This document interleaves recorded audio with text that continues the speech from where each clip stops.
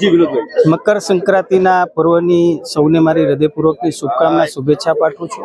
અને વિશેષ રૂપે આપણે ગુજરાતની અંદર જોઈ છે કે ઉત્તરાયણના પર્વની એક અનેરી વિશેષતા છે। આજે આકાશની અંદર આપણે જોઈ રહ્યા છીએ કે ચારે બાજુ પતંગો આપણને જોવા મળે છે અને એ પતંગ ઉત્સવની ઉજવણીના ભાગરૂપે આજે અમે ભુજ મધ્યે પણ સેવા વસ્તીના બાળકો સાથે એક અલગ જ પ્રકારનો અનેરો કાર્યક્રમ કર્યો હતો। એમની અમે પતંગ પણ વિતરણ કર્યા હતા અને એમની સાથે અમે પતંગ પણ અહીંયા ચગાવી કરી અને એમના આનંદમાં અમે બધા સહભાગી થઈ કરીને એક અલગ જ પ્રકારનો કાર્યક્રમ અમે ભુજ મધ્યે કર્યો હતો।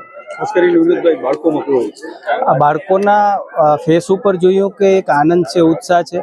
આજે એમના વાલીને કહેવું પડે કે તમે અમને પતંગ લઈ આપો, તમે અમને ફિરકી લઈ આપો। અમે સામેથી ચાલી કરી અને બાળકોને અહીંયા બોલાવી કરી અને મોટી સંખ્યામાં બાળકોને બોલાવ્યા હતા અને એમને જેટલા પણ પતંગો જોઈતા હતા, જેટલી પણ ફિરકી જોઈતી હતી અમે આપી। એટલે એક અલગ જ પ્રકારનો એમને આજે આનંદ અમને જોવા મળ્યો।